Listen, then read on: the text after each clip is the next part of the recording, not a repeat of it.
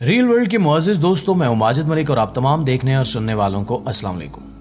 ناظرین گرامی، ہم ایک لمبے عرصے سے سن رہے ہیں کہ انسان چاند پر جا کر وہاں رہائش پذیر ہونے کے لیے کوششیں کر رہا ہے، لیکن بدقسمتی سے اربوں ڈالرز خرچ کرنے کے باوجود بھی بڑے بڑے سائنسدان اس مشن میں کامیابی حاصل کرنے سے قاصر ہیں۔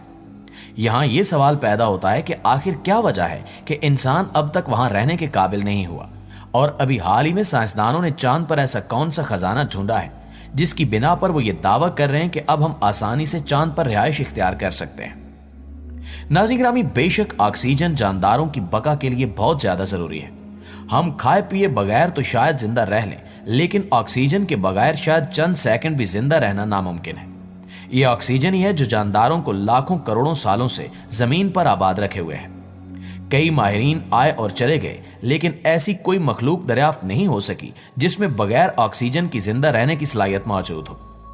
یہی وجہ ہے کہ انسان کچھ عرصہ قبل تک اس قابل نہیں ہوا تھا کہ چاند پر رہائش رکھ سکے، کیونکہ وہاں آکسیجن نہ ہونے کے برابر سمجھی جاتی ہے۔ لیکن ابھی حال ہی میں سائنسدانوں نے چاند پر بھاری مقدار میں آکسیجن ڈھونڈ نکالی ہے، جسے وہ انسانی تاریخ کا سب سے بڑا خزانہ قرار دے رہے ہیں، اور ان کا دعویٰ ہے کہ اب انسان بآسانی چاند پر منتقل ہو سکتے ہیں۔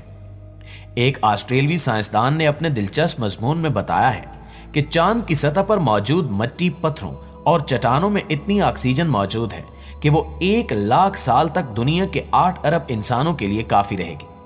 یعنی اگر ہم کوئی ایسی ٹیکنالوجی وضع کر لیں جو چاند کی مٹی اور پتھروں سے مؤثر طور پر آکسیجن الگ کر سکے، تو چاند پر انسانی بستیاں بسانے کے خواب کو تعبیر دینا بہت آسان ہو جائے گا۔ گرانٹ کا مزید کہنا ہے کہ چاند کی غلافی چٹانوں میں 45% آکسیجن ہے، لیکن اسے مرکبات سے آزاد کر کے خالص گیس کی حالت میں لانے کے لیے بہت زیادہ توانائی کی ضرورت ہوگی۔ تاہم اگر کسی طرح سے چاند پر اس توانائی کا بندوبست کر لیا جائے، یا کوئی ایسا طریقہ ایجاد کیا جائے کہ جس سے کم توانائی خرچ کر کے معدنیات سے خالص آکسیجن گیس الگ کی جا سکے، تو چاند پر انسانی رہائش کے لیے آکسیجن کا کوئی مسئلہ نہیں ہوگا۔ گرانٹ کے مطابق چاند کے ریگولت کے ہر مکعب میٹر میں 1400 کلو گرام معدنیات ہوتی ہیں، جن میں اوسطاً 630 کلو گرام آکسیجن شامل ہوتی ہے۔ انہوں نے ناسا کا حوالہ دیتے ہوئے لکھا کہ ہر انسان کو روزانہ سانس لینے کے لیے 800 گرام آکسیجن درکار ہوتی ہے، یعنی یہ 630 کلو گرام آکسیجن ایک انسان کے لیے 2 سال تک کافی رہے گی۔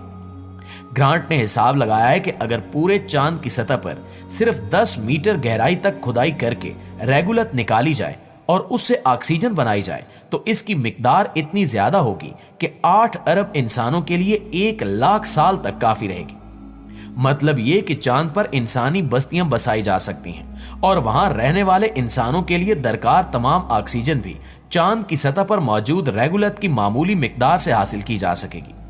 البتہ اس کے لیے ہمیں آج کے مقابلے میں کہیں زیادہ ترقی یافتہ ٹیکنالوجی درکار ہوگی۔ ناظرین گرامی، اسی سلسلے میں ناسا ایک مرد اور عورت کو بھیجنے کی تیاری کر رہا ہے۔ ناسا 2024 میں اپنے پہلے مشن میں خاتون کو چاند پر روانہ کرے گا، اس کے بعد مرد کو بھی بھیجا جائے گا۔ لیکن کیا آپ سوچ سکتے ہیں کہ چاند پر زندگی گزارنے کا خواب کتنا مہنگا ہو سکتا ہے؟ تعمیراتی کمپنیوں نے اندازہ لگایا ہے کہ چاند کی سطح پر گھر بنانے میں $40 ملین لاگت آئے گی، اور چاند پر بنائے گئے گھر کا ماہانہ کرایہ $3,25,067 ہوگا۔ بے شک چاند پر زندگی گزارنے کا خیال تو دلچسپ ہے، لیکن وہاں آپ کو مختلف حالات کا سامنا کرنا پڑ سکتا ہے۔ چاند پر آپ کو ایسے ذرائع درکار ہوں گے جن کی مدد سے توانائی حاصل کی جا سکے۔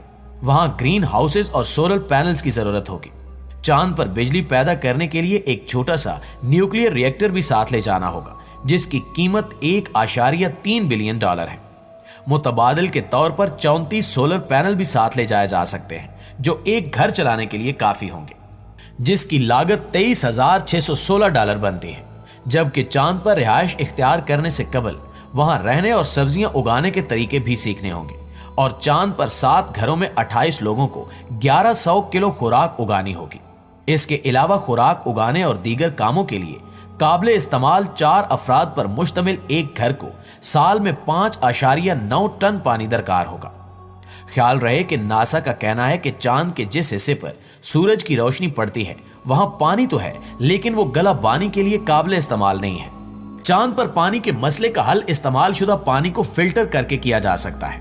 اس کے ساتھ ساتھ چاند پر چہل قدمی کرنے والے کچھ خلابازوں نے चांद की सतह पर मौजूद बदबूदार धूल भी दरियाफ्त की है, जिसको बयान करने के लिए जो सिफतें इस्तेमाल की गई हैं वो उस रोमानवी और पुरानी तस्वीर को झुटलाती हैं जो हम में से बहुत से लोगों के जहनों में चांद के तस्वुर के मुतालिक मौजूद है। चहलकदमी के बाद जब ये खलाबाज वापस अपने खलाई जहाजों पर पहुंचे और अपने हेलमेट उतारे तो उन्हें अंदाजा हुआ कि इनके हेलमेट चांद की सतह पर मौजूद उस मादे की बू से भरे हुए थे जो कि नासा अपोलो क्रॉनिकल्स के मुताबिक बहुत ज्यादा चिमटने वाला था, इस हद तक कि वो जूतों, दस्तानों या फिर किसी भी चीज जो उसकी जद में आई उससे जुड़ गया। चांद पर मिलने वाली इस धूल का दूसरा साइंसी नाम मून डस्ट या रेगुलत है और ऐसे लगता है कि ये सैटेलाइट की सतह पर तैरती रहती है और किसी भी शय से जुड़ जाती है। नासा के सन 2013 में शुरू किए गए मिशन लॉडी प्रोजेक्ट के निगरान बटलर हायन ने बताया कि यह जमीनी धूल की तरह नहीं है। साइंसदानों ने यह भी वजाहत की कि चांद की धूल खुरदरी और थोड़ी शैतान सिफ्त है, क्योंकि यह बरकी फील्ड लाइनों का पीछा करते हुए नामुमकिन सुराखों में सरायत कर लेती है। यही वजह है कि यह खलाबाजों के लिए बहुत चिपकू थी। इससे कतई नजर के खलाबाजों ने बार बार अपने खलाई सूट को ब्रश करने की कितनी ही कोशिश की, मगर जब भी वो खलाई जहाज के केबिन में दाखिल होते तो वहां हमेशा इस अजीबो गरीब धूल से बहुत कुछ साथ आ जाता था, जिसे बाज ने बारूद की बू के तौर पर बयान किया।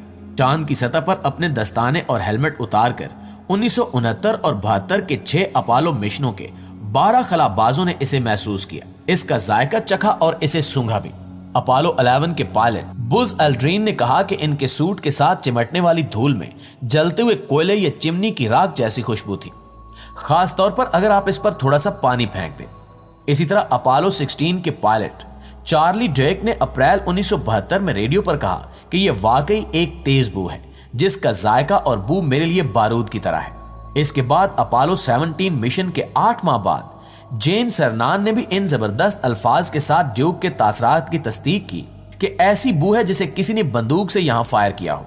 ताहम अपोलो 17 के अमले में से एक और हैरिसन शिमट ने बाद में वजाहत की कि अपोलो के तमाम खलाबाज हथियारों से वाकिफ थे और इसलिए जब उन्होंने कहा कि चांद की धूल से बारूद के जलने की तरह बू आती है तो वो जानते थे कि वो क्या कह रहे थे।